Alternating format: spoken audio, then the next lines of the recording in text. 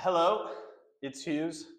I am with a very important person, and that is the OG fan of the Hughes project, so to speak, Deon Nash. Deon, welcome. Welcome to my channel.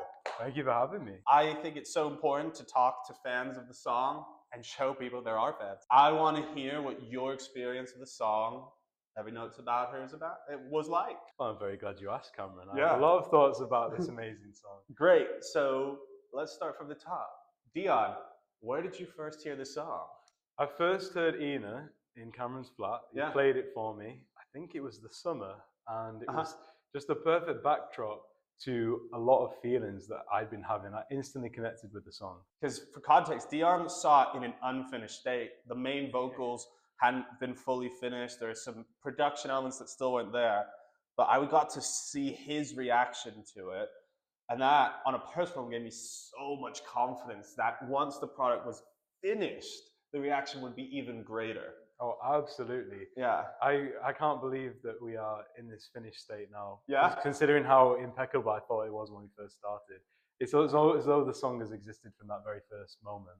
But also, I just think because you're such a big music guy, you actually have enjoyed the experience of seeing a song not fully finished and seeing it finished in real time.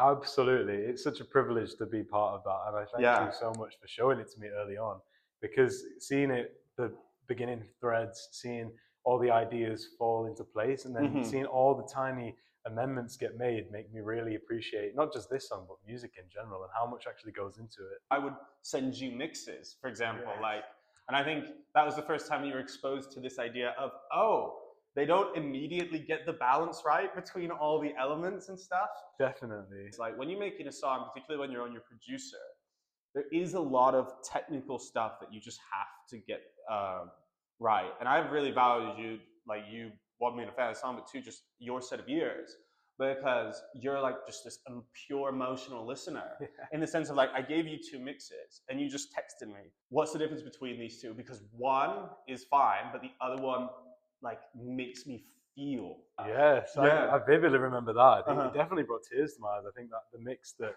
was the emotional monolith of everything you put into this song. I mean, there is a video of me somewhere where I burst into tears the first time I heard like my song fully. As a listener, I know what I'm feeling, but what does the song make you feel? Yeah, lots of feelings. We don't have to go into in depth here. No, I'll break some of them down. Yeah. There's a real sense of, I'm a yearner. I am a yearner, and I love the yearning part about it. And just this idea of you're constantly writing a story that's never necessarily finished. When is the story over? And when it's over, I just press play on the song again. It's part of my writing style, I've realized, but like I like to write a dilemma.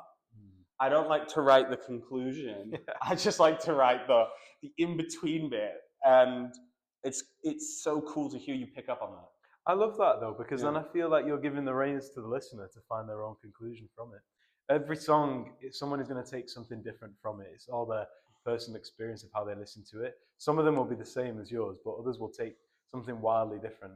But the fact that you've been able to prompt that emotion, those different emotions in different people, is really a proud feat. You should be proud of that. Well, thank you. And yeah, this is a song for the yearners. Yeah. I too am a professional yearner. Do you have a favorite part of the song? I mean, the piano solo is something else. I think I also just love when Every Note's About Her, What Am I Without Her? Because just that last one is so poignant, and that's when I go straight to press play again. I don't always say this, but I wrote that line. I was like, fuck yeah. But that's like what I call like a natural phrase. It's, someone could just say, when every note's about her, what am I without her? Like, and even though it rhymes, even though it has a certain poetic nature to it, you could say that line, and then that melody like pushes it even further. Yes, absolutely. And there's just the raw emotion in your voice as well, as you sing those lines. Actually, there's a funny story here. Deon actually heard the original vocals, which I re-recorded. Yes.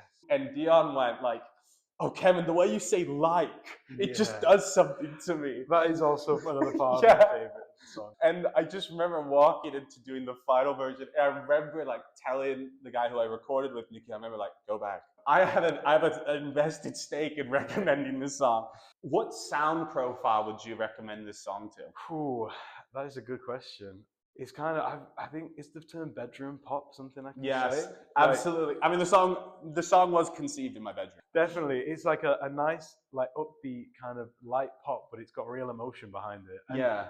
authentic songwriting as well. If anyone is a fan of people for the songs they write, literally the lyrics that they hear, it's a well of feelings. I'm hoping you would also agree though that it's quite groovy. Best kind of ballad though is the one you can dance to. The literal motto of the song, and maybe the Hughes aesthetic in general, is just I don't want to be sad, I just want to dance. You can cry and you can dance at the same time, and that's what is a really good thing about music in general, and especially this song. Piano breakdown goes hard. And if I ever write a song where the line "we can cry and dance at the same time," I'll credit you. Anyways, I do have one thing for you, Deon. I'm excited. Deon, for being willing to do this and for being so supportive. I would like you to have your pick or one or two of these. I am so privileged to have my pick. I mean, I'll lay them out like this because there's quite a few. Christmas. And we got to make sure. Oh my God, I've not even seen any of these before. Yeah.